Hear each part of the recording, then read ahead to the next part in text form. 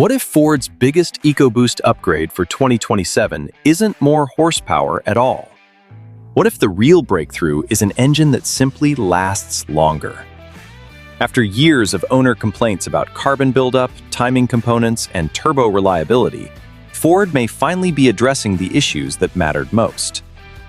For more than a decade, Ford's EcoBoost engines have ranked among the most popular turbocharged powertrains in America. They deliver strong torque, solid fuel economy, and performance that regularly challenges much bigger V8s. Millions of F-150s, Expeditions, Broncos, Rangers, Explorers, and Mustangs depend on EcoBoost power every single day. Yet despite that success, these engines have also drawn plenty of criticism from owners who dealt with carbon buildup, timing component wear, cooling system troubles, and turbocharger concerns on certain versions of the engine. Plenty of EcoBoost engines have gone well past 200,000 miles with proper care, but the recurring complaints have kept one question alive across owner forums and repair shops everywhere. Has Ford finally solved the weaknesses that frustrated EcoBoost owners for years? Or are these still the same lingering issues wearing a new coat of paint? For 2027, Ford isn't launching a brand new EcoBoost family from scratch. Instead, the automaker seems focused on sharpening its current turbocharged lineup through better manufacturing, updated calibration, improved durability, and more than 10 years of real-world ownership data. None of that makes for flashy headlines, but it could make a real difference in the area owners care about most: long-term reliability. But before we look at what may have changed for 2027, it's worth understanding why EcoBoost earned such a strong reputation and why some owners eventually began questioning it. To understand why these updates matter, we have to go back to where EcoBoost began. When Ford first rolled out EcoBoost technology, it reshaped what people expected from gasoline-powered trucks and SUVs. The idea was simple: pair smaller, turbocharged engines with direct fuel injection to get V8-like output while boosting efficiency. The 3.5-liter EcoBoost V6 quickly turned into one of the best-selling truck engines in the country.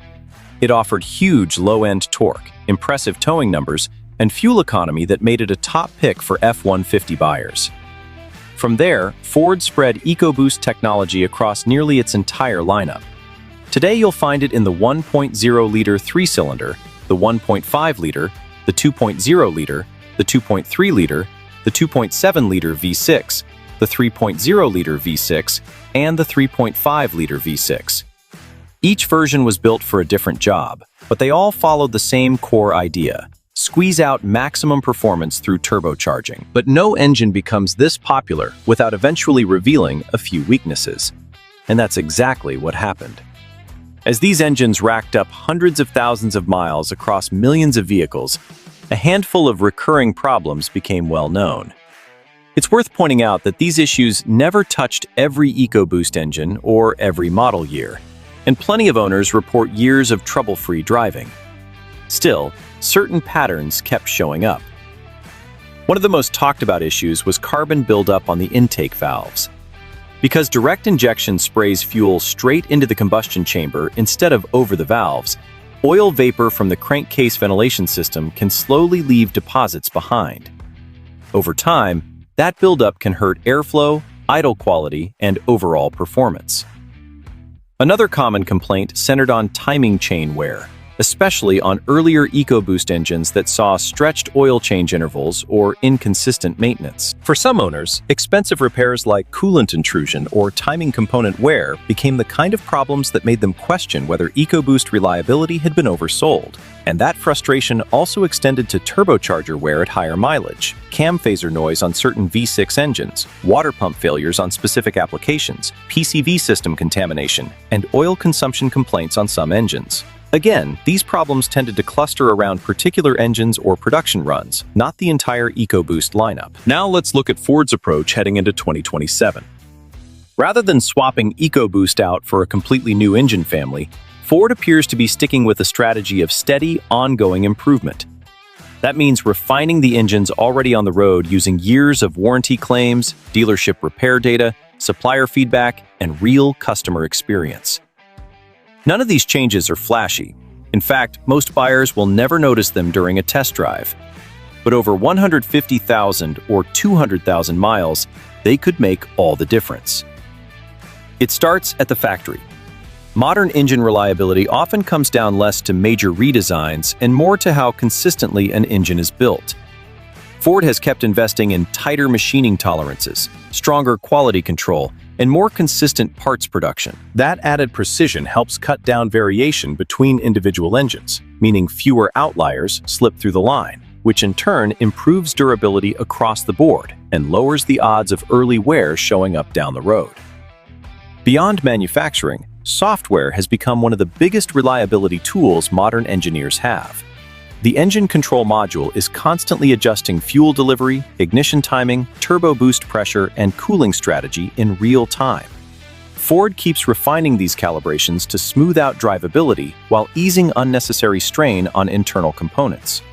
Better boost management and smarter thermal control can help stretch the lifespan of turbochargers and other critical parts, taking some of the day-to-day stress off components that used to wear out sooner than expected. Heat management is another area where Ford continues refining the EcoBoost platform. Turbocharged engines simply run hotter than naturally aspirated ones, and managing that heat matters for protecting turbochargers, cylinder heads, gaskets, and engine oil. Ford has continued improving its cooling strategy through revised software, better coolant flow, and small hardware updates where needed. Owners may never notice these changes directly, since none of it shows up on a spec sheet, but stronger thermal management can add up to real durability gains over time, especially for the parts that suffer the most under sustained heat. But here's what's interesting. None of these improvements matter if owners ignore one critical factor. Finally, even small hardware revisions can add up over time. Ford has also kept updating suppliers and individual parts as production evolves. Things like improved seals, revised gaskets, stronger timing components, upgraded sensors, and better materials.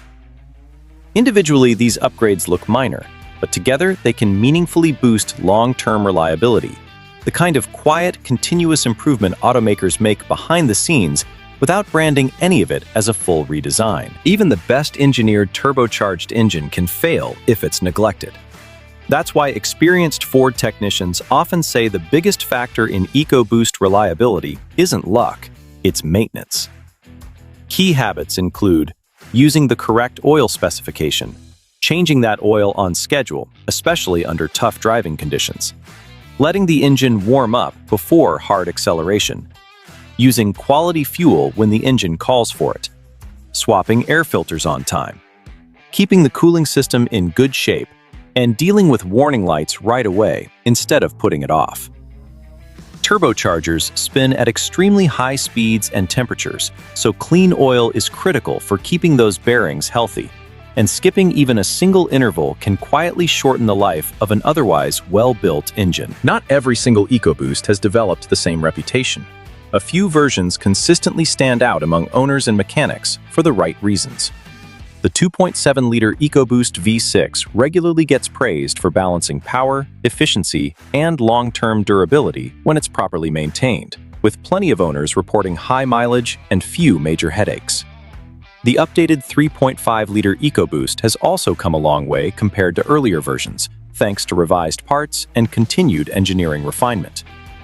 And the 2.3-liter EcoBoost, found in vehicles like the Ranger, Bronco, and Mustang EcoBoost, has become a fan favorite for its mix of performance and everyday dependability. As always, real-world reliability comes down to maintenance history, model year, and how the vehicle gets driven. If Ford has learned so much over the past decade, why not simply replace EcoBoost with an entirely new engine family? The answer is probably simpler than most people think.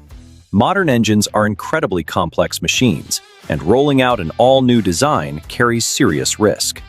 By refining engines that are already proven rather than replacing them outright, Ford can boost durability while holding on to the performance, efficiency, and emissions compliance customers already count on.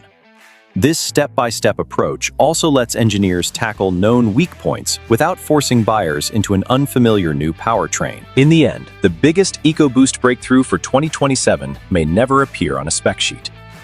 It isn't a dramatic horsepower increase or a revolutionary new engine design. Instead, it's the result of years of refinement, better manufacturing, smarter software, stronger cooling strategies, and lessons learned from millions of engines already on the road. If those improvements continue delivering in the real world, Ford's greatest achievement won't be building a faster EcoBoost. It'll be building one that owners can trust for hundreds of thousands of miles. And for most truck and SUV buyers, that's the upgrade that matters most.